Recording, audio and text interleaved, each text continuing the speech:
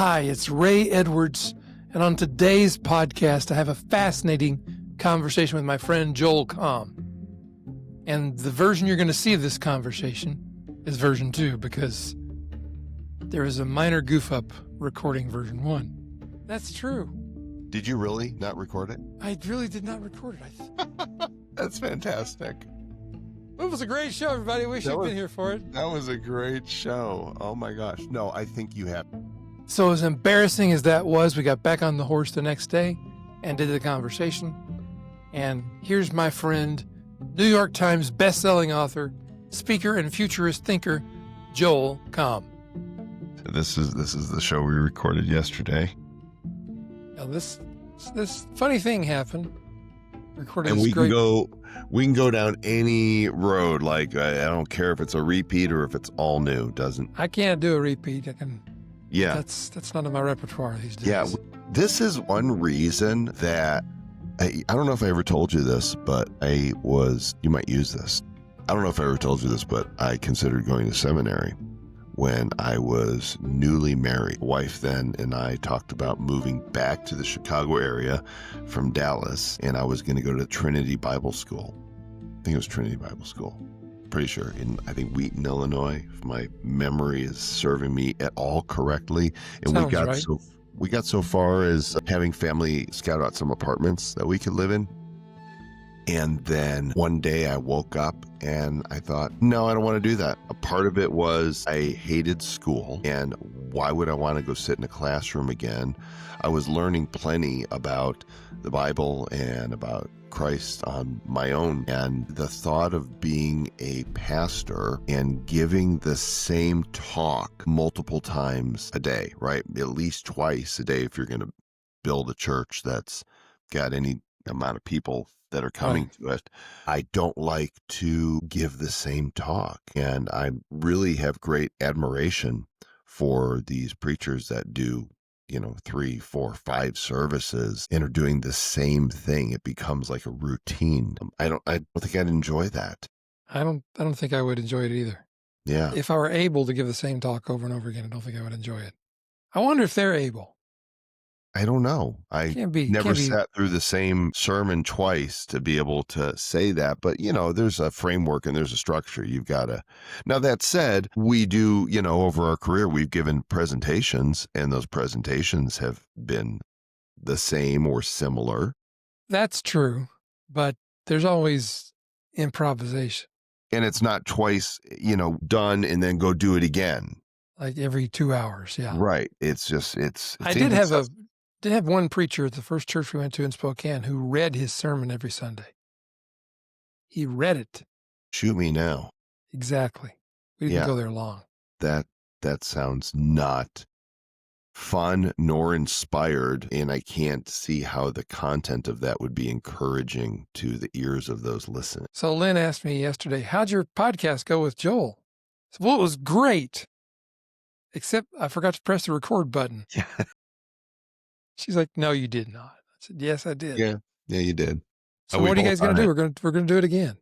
But, well, who knows? I mean, we talked a lot about AI yesterday, but we've started today with, seminary and why I didn't go. So, well, I do want to go back to one thing we were talking about yesterday, which was our initial, it wasn't our first meeting, but we met at this conference we were at, JV Alert in Denver.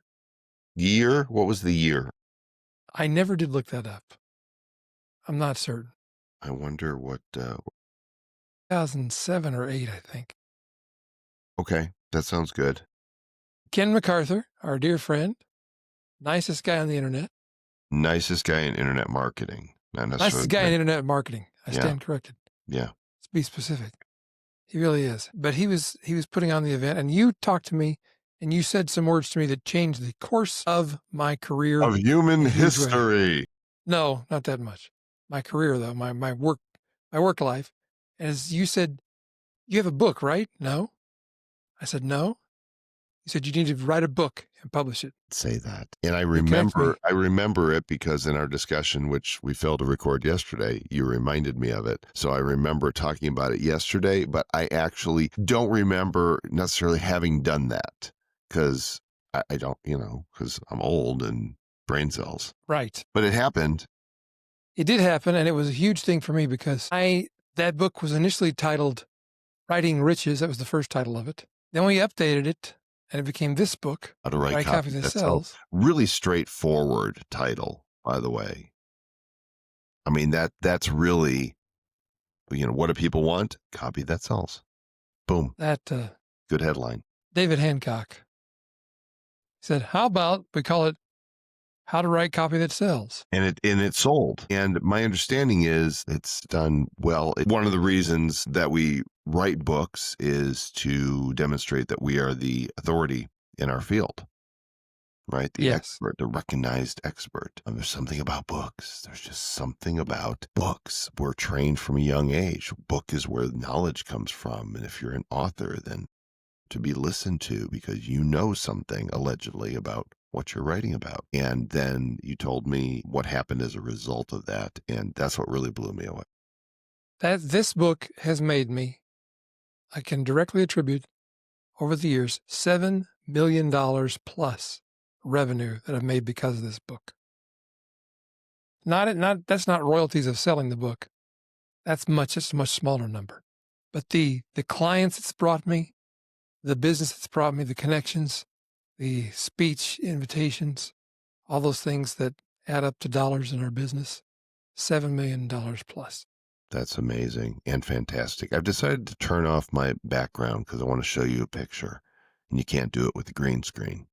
Okay. I love the green screen. I found this photo from February 6th, 2009. You and I. Oh my gosh. At a place. Look at those children. I know, right? Yeah, it's a long time ago in a galaxy far, far away. And now I'm going to try, for some reason, my iPhone, you know how it recognizes facial recognition and says, oh, this is this person, and I'm going to give them their own area, in the iPhone under people. Do I get an area under people? You haven't had an area. I don't know why it's not. You're in plenty of my photos, so I'm confused as to why. Same here. I have lots of photos of you and I together. I didn't have a Joel Comm area in my iPhoto. So I'm going to try to teach my iPhone that this is Ray Edwards and that he should not be ignored. Do you know your weight or something about your appearance has changed when your iPhone starts not recognizing your face? That is true, and it's amazing how much we do change over the years, right? What's scary is my iPhone. Now have a thing, and I have my to iPhone sneeze. At some point started identifying me as my dad. I didn't want to sneeze all over you. Thank you. It would have been like this huge I have a very technical, very nerdy, only podcasters will do this kind of thing to ask you. What kind of microphone is that? This is it's an Audio Technica USB mic, and it's my travel mic. At home, it sounds fantastic. At home I have a Heil PR30, 40? I think, maybe a 40. And then I've got a couple Shures, which when Travis and I are doing interviews for Bad Crypto, I take my little kit with my Zoom and do that. And then this is when I'm on the road with my MacBook, I use this little dandy here. I have too many microphones. Yeah. So it's my dulcet tones are coming through loud and clear. Is that what's happening? Yeah. Sounds perfect. Sounds wonderful. So now that you're a person according to my phone, I'm going to find what photos it has come up with for you and I, and we can walk further down memory lane, which is especially intriguing for us, maybe not as much so for people. Probably not as intriguing for other folks. Yeah. Okay, are you going to put in under my identification data, author of How to Write Copy That Sells? Best-selling author. Bestseller. Best-selling author, not just author. You are, as we like to say in the business, the shiz. I want to say other things that are not appropriate. I'm not going to say them. That's okay. All right, you have my full undivided attention. Okay, good to hear. So I'm excited about background back on. It's up to you. There we are. I'm in magical AI for everyone land again. All right, let's talk about AI for everyone because I did a little digging and looked at a couple of videos last night after we talked. AI for everyone is cool. It's for everyone. You should check it out. What is AI for everyone, Joel Comm? It's my new show. I have a new show. Yay! and it doesn't have my name in it. It's often the Joel Comm Show or Fun with Joel Comm or I know that's very egocentric when people do that, says the host of the Ray Edwards Show. You inspired me to do the last iteration of the Joel Comm Show, actually, because I love how you usually don't have guests on. Most of your content is, these are Ray's thoughts. This is what I want to say. This is how I want to encourage people. This is what I want to teach them. This is what I want them to think about and consider. And when I started the last iteration, I think the third iteration of Joel Comm Show, it was that. It was just me saying words. And I think I had been afraid to do that I wouldn't have enough to say on my own in front of a microphone. And your show inspired me. You do such a good job of it. You're such a great communicator, and you do a good job of dividing up the segments so that it keeps moving along.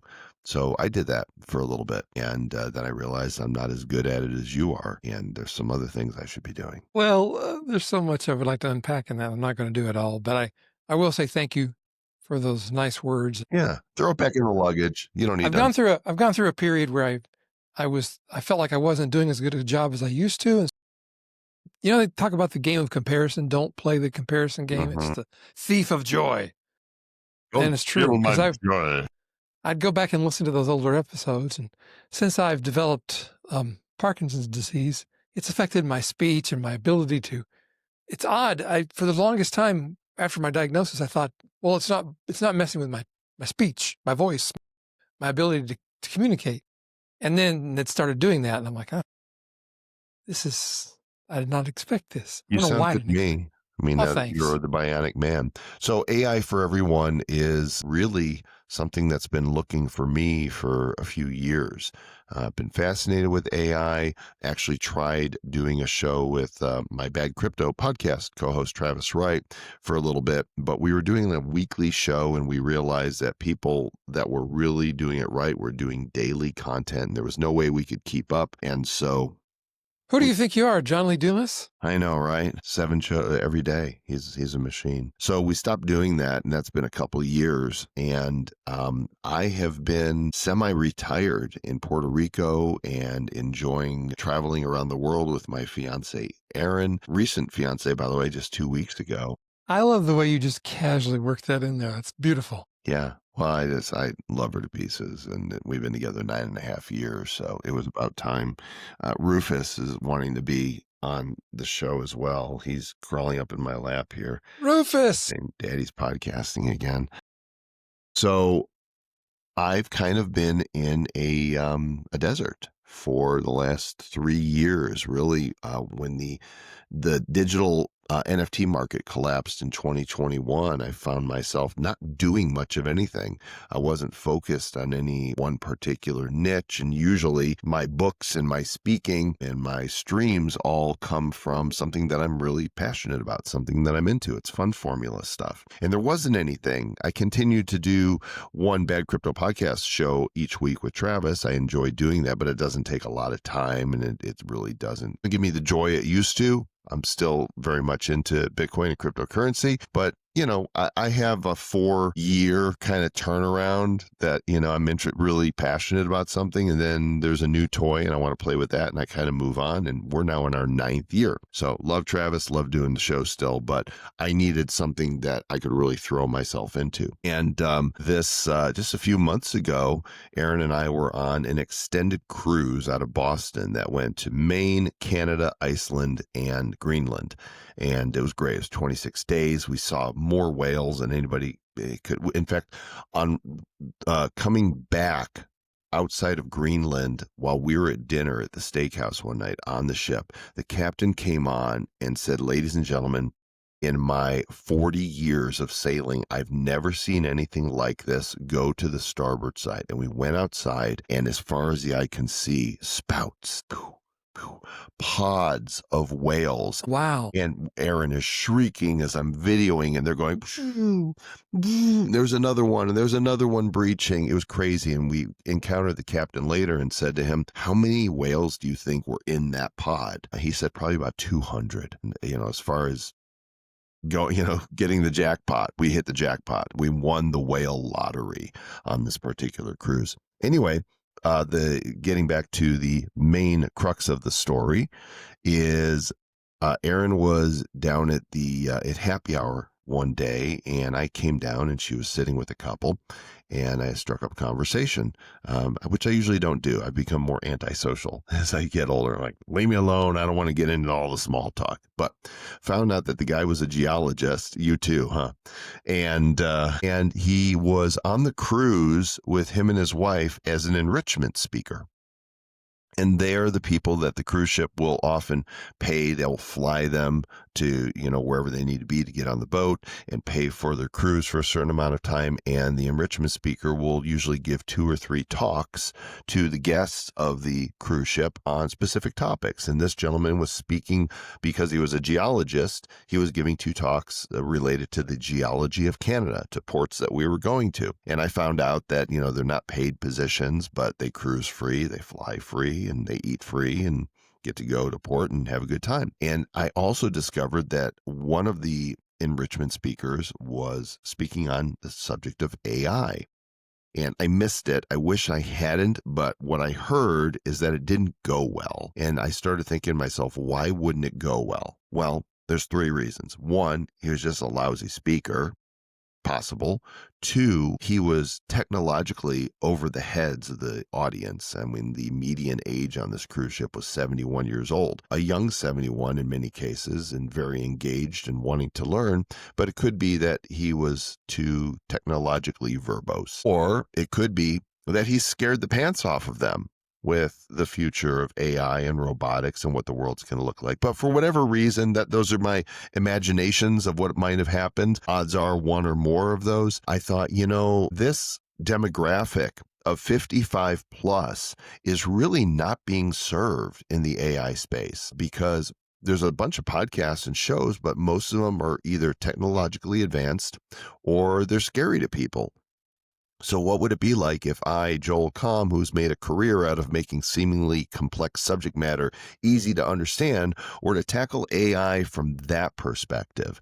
And so I created the AI for Everyone show. I'm now, I don't know when this is going to air, but episode 13, I think, just released. I do 2 a week, and it's a very basic, straightforward show on AI that makes it useful, fun, and easy for anybody to get involved. And, things as simple as how to create an AI avatar, how to bring an old photo to life, how to take a photo of what's in your fridge and find out what you can make for dinner with it. And each episode is between 5 and 15 minutes. It's snackable, as long as we're talking about food in the refrigerator, right on point. And so far the feedback's been great. I'm having fun doing it. I don't have any particular monetization in mind for it. I just know I'm engaged. I love creating content. I love teaching. I love editing my own content and putting it out there, and whoever it reaches, fantastic. And I'm hoping it reaches an ever increasing audience of people who really want to learn how to use AI in their personal lives to. Your show. I'll take one. Whoever, if somebody can benefit from what I'm putting out there, then it's a win. I learned a long time ago that we really downplay numbers when it comes to how many people watch or consume our stuff. I mean, how many times have we gone to speak to a room of 50 people? Mm-hmm. And been just absolutely thrilled that there's 50 people there that want to hear. But then I only get 150 views on a video, and I'm like, that's not enough. I'm like, wait, you just reached 3 times the number of people with your content that would have been sitting in that room. I think our framework gets a little distorted. Yeah, it's great. It's 50 people that I can influence. It might not be millions, maybe one day, but if not, that's fine too.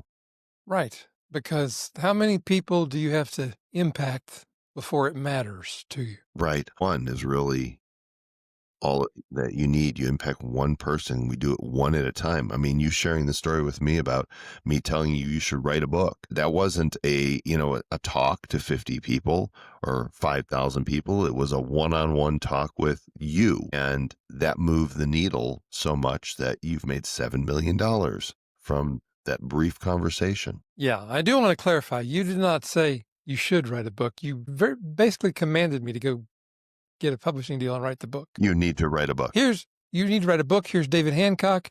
He will get you also started, get you signed up, and write the book. And there was no resistance to that, was there?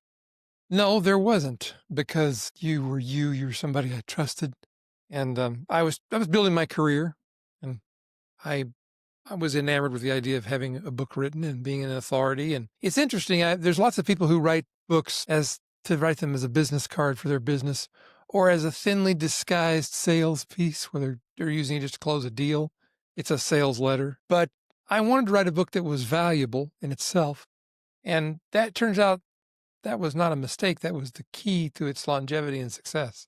It's Isn't useful. it interesting that, you mentioned some people they write as a business card or as a sales letter. You and I have, as when we speak on stage, and I think I know you well enough to know this is true for you, we are there to bring value, to deliver content so that if they don't buy a single thing from us, they can walk out of that room and have something to do, have Yes. ideas that they can implement. And sometimes I regret that I've shared the stage with people that just get up there and sell.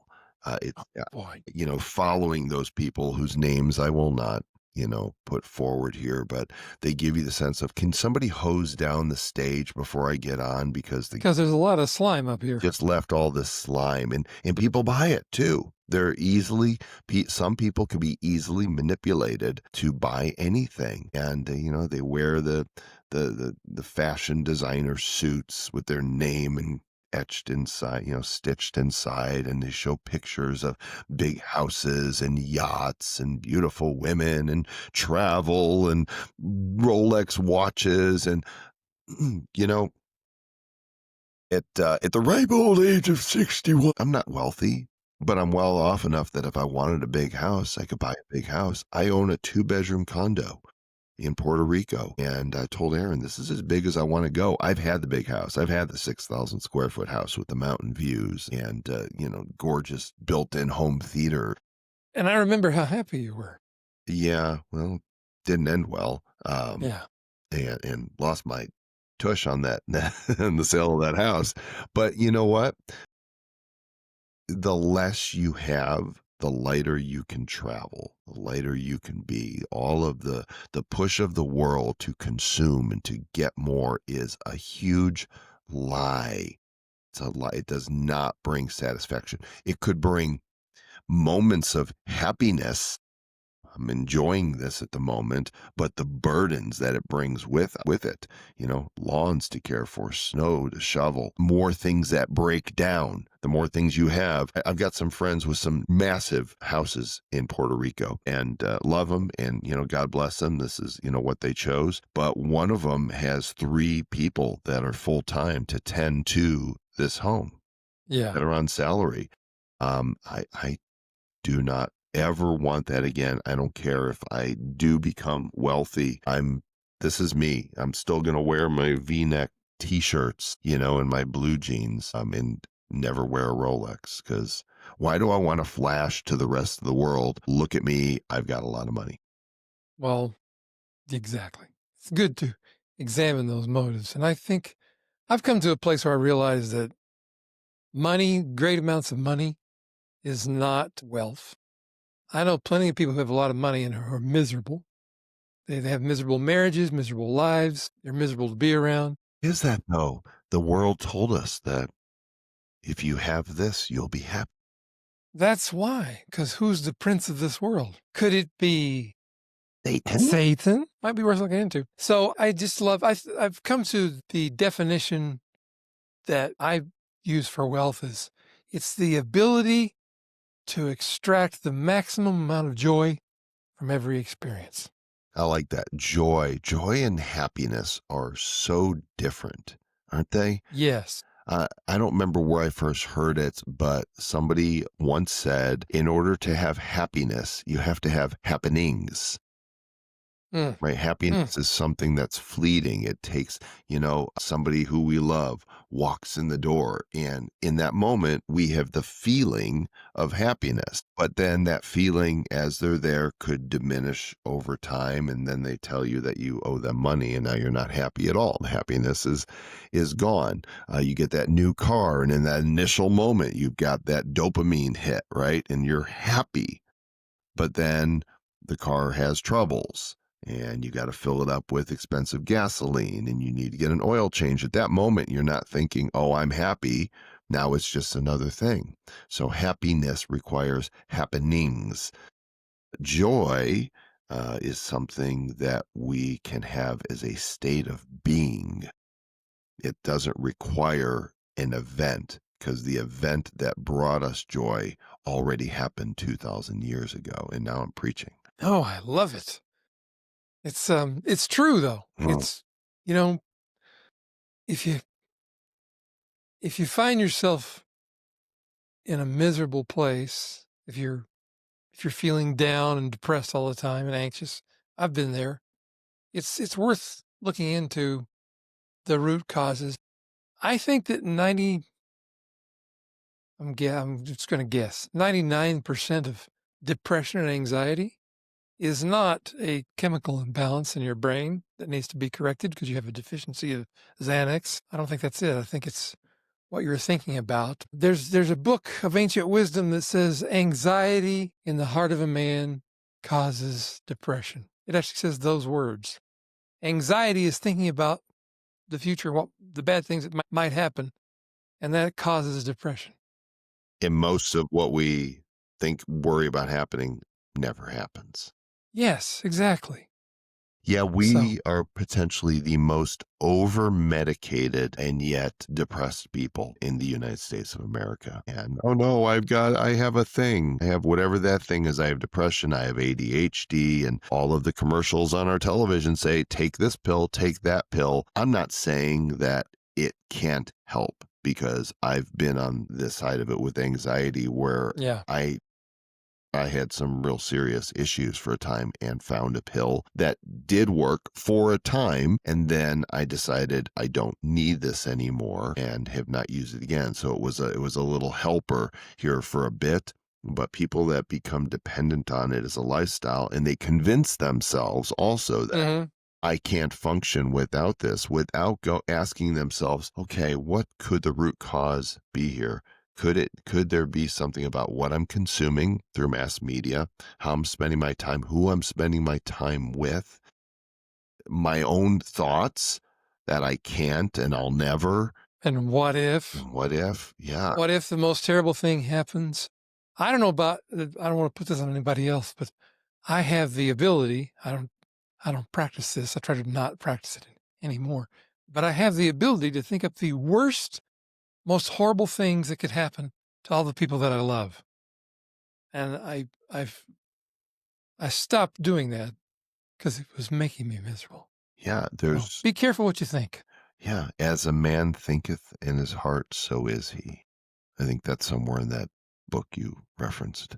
Yes, yes. Let's talk about books for a minute because I want I to like circle books. back to AI and books. I like books. I'm a fan. What do you think about people using AI to write books? Is it cheating? I mean, there's all kinds of people that are upset and No, scandalized. somebody's upset with what I'm doing. That never happens. I came to the conclusion many years ago that if at any given time in history, if whoever is the president of the United States, if that person can't get more than 50% approval rating, why should I expect any more than that?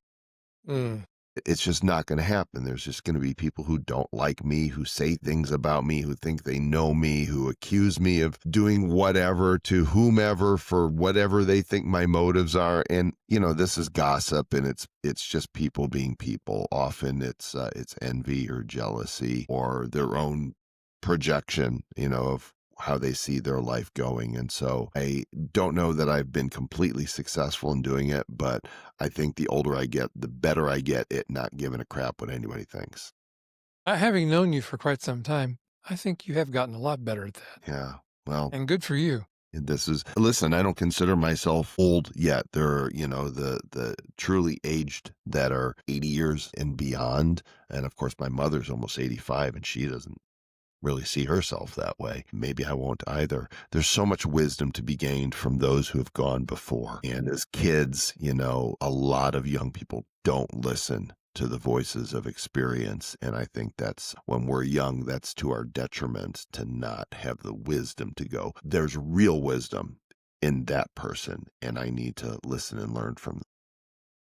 Yeah, if that's something, I know a lot of people, as they get to be 60, 70, they get into these longer lifespans. They get worried about, am I getting old? Am I irrelevant? And culture and society tries to tell us that yes, you are. We don't need you in the workplace anymore. You're too expensive. You're too much trouble. You're too old. Whatever. There's a book I would recommend by Arthur Brooks called From Strength to Strength, and it's about this very phenomena and how we, in other cultures than the American culture, the age of a person is seen as a valuable storehouse of wisdom, and there's respect. So it's a good book to read if you have any issues with thinking you're too old, or you feel left behind, or I can't say left behind because the rapture was just a couple of days ago. Did it happen? We missed it. I Dang think it. I thought I was ready. they said it was going to, so it must have. They wouldn't lie, would they? That never happens. Yes, there is much to be gleaned from those who have gone before. And I look at myself, and even during my period of not knowing what I was going to do, I began questioning, is my best work behind me? So I started writing my biography with the help of John Lee Dumas, my good friend who is my neighbor in Puerto Rico. I love that guy. He's a great human he's being. a good guy. Went to his place, every week and just told stories, and realized just how much my 30 years of online business has to bring value to others. And that book's, I'm not ready to finish writing that book and release it yet, because I feel like there's a chapter being written now that is going to be included. And perhaps my greatest work is before me still. Perhaps everything that has been built to this point, brick upon brick, is building something greater. I don't know. I'll tell you this: if not, I'm good. I mean, what a beautiful life it's been with all of the struggles and challenges. This is, if I come to the end of the road because God says, "Okay, you're done here," I will have no complaints. Me neither. I can't remember the question though. Well, you just got me off into philosophy land. That's okay. Let's philosophize. The completeness of life as it is. I mean, I still have goals. I still aspire to do things, to get better at certain things, but at the same time, I have something I didn't have for most of my life, which is contentment. And I'm not worried about, like, I don't have to accomplish anything else to feel more valuable, more validated, more complete, more vindicated, because Christ did all that for me. And I adore him, being in his presence, and that's enough. So whatever else I get to do is a bonus. It's like a whole series of sermons here today. It is. So I want to circle back one more time to the book thing. And what I had, the question was, Yeah, what was the question? Is using AI to write books cheating?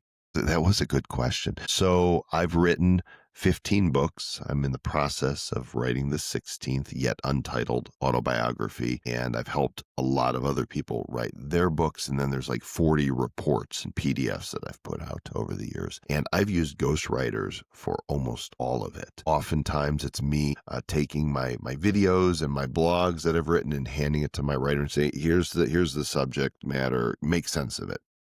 Take it all and order it. And I have often sat down with a recorder and told my stories, had it transcribed, and then given it to a ghostwriter, say, okay, here's all my babblings, make sense of it. And then I always go back and I do the edit to make sure that everything that's in there is my voice and true to what I meant to say. Is that cheating? I don't think so. It's my content. I had help in putting it together. So I don't see how AI, if it's approached in that same manner, would be cheating. It's only cheating if it's not your content that you're actually putting out there into the book.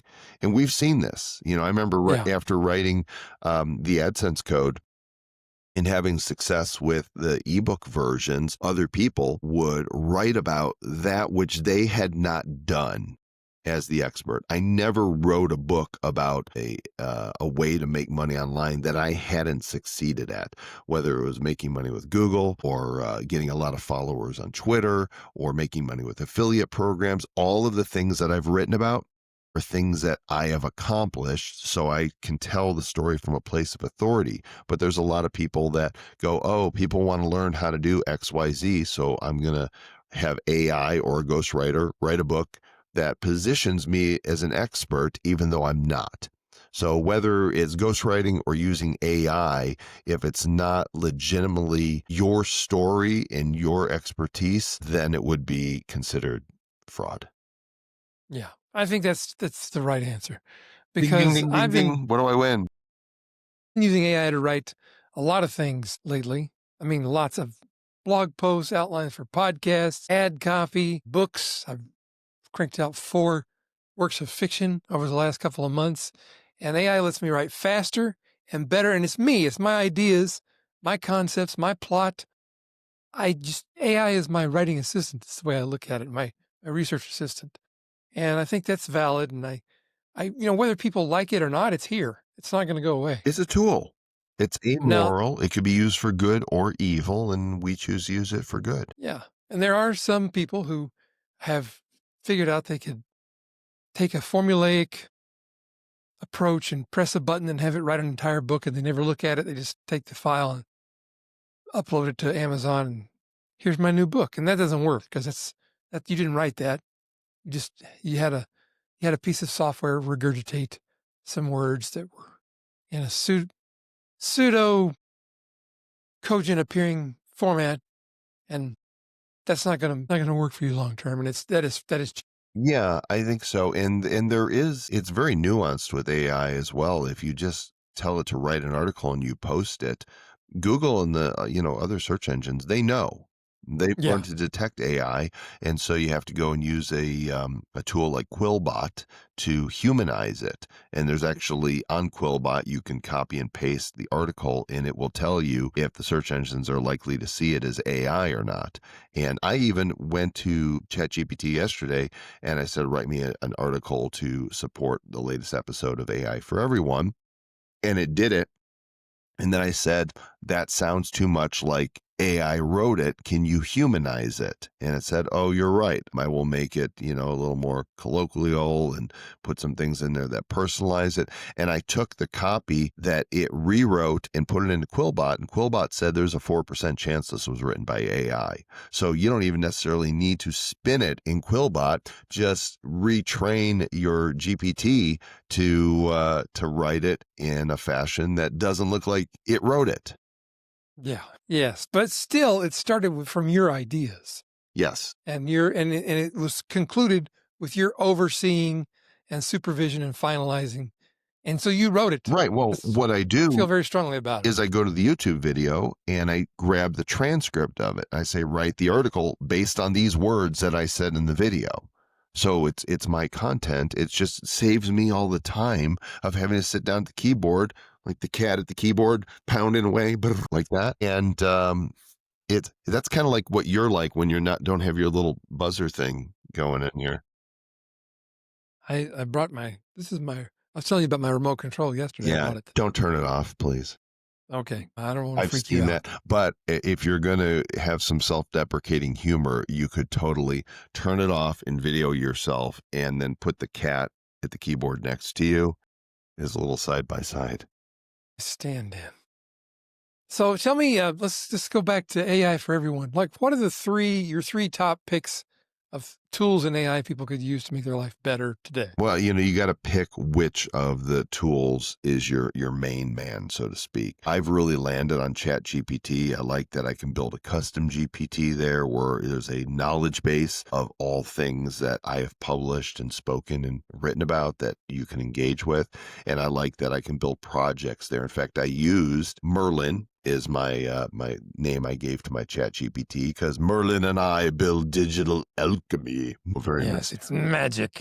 And yet, when you think about magic is just illusion, right? There's no real magic. And AI is digital magic. It really, if you didn't know, right? If you went back 100 years and you showed somebody a still image and then brought it to life, they would think, what kind of sorcery is this? They would burn you at the stake. Yeah, they would. They can cook me a steak. I don't want to be burnt at the stake. Medium rare, please.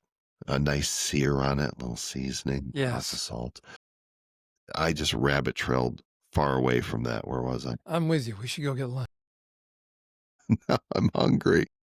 I'm a big fan of ChatGPT, but I also use Grok often for questions that are more one-offs. I find both tools useful. Some people really love Claude and Perplexity, also great tools. In fact, Perplexity just released the first AI web browser. It's called Comet, and I believe it's now available with invite codes for people. And so right there in your browser, there's a little window that can tell you what you're looking at. You can engage with the content on the web page within the browser for the page you're looking at. I like that a lot. And I used ChatGPT for most of my imagery, though I do play with other tools. Midjourney is still very effective, and now Google's got Nano Banana, which is amazing. And I'm going to do a show about that. For voice cloning, I use 11 Labs. Fantastic tool. Was playing with that last night. Actually, I uploaded my voice and a little bit, I put a prompt in there that was a little bit about me and my history, and I was talking to myself. So I'm speaking to digital AI Joel, and it was like, hey, I don't know anything about that, but I can answer questions about this. And I said, you don't understand. I am the Joel Comm that your agent is based on. And it came back and said, oh, well, really nice to meet me. Oh, man, It's that's trippy. surreal. It was trippy. And then there's for bringing photos to life and animating them and creating new animations, I use a tool called Kling, KLING.ai. A lot of fun. You can do up to 10 seconds. And so for some of my YouTube shorts, I'll have a cartoon Pixar version of myself in a scene, and then I'll have an end scene. I want it to go from here to here, and this is what I want it to happen in between. And I give it that prompt, upload the two photos, the start and the end, and it will create a new animation for me that demonstrates how it works. And it's really fascinating. In fact, if you want, I can show you one. Yeah, please. The amount of fun you're having is just so obvious. Isn't that emanating from you? Isn't that really the key to it? Is if you're Yes. having fun doing whatever you're doing, you're going to have a lot more success with it. So if I remember correctly, Riverside requires me to share a YouTube window. So I'm just going to go to my channel on YouTube, which is AI for Everyone Show. I encourage people to go over there and hit a subscribe for me, and follows are good. And I found it, and so now I'm going to drop it into this marvelous Riverside tool and share my screen, and then I'm going to amaze and astound you with what you're. I love being amazed and astounded. Yeah, at the same time. Okay, so you should be able to see my channel right here. Yes. And so I'll give you an example. This one here, which actually did pretty well, 1,800 views. My travel agent was sad. This supports the episode I did on how AI can help you plan your vacations. And the first image you see and the last image you see were created in ChatGPT, but everything in between was created on Kling. Wow. Yeah. So it's a lot of fun.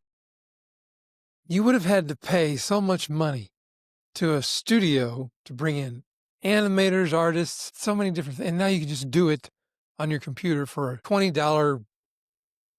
Oh yeah. Not even your computer, your iPhone. Yes, and I do them on my your iPhone a tablet. lot. Sometimes I'll be at dinner with friends, and I'll say, "Let me get a picture of you two."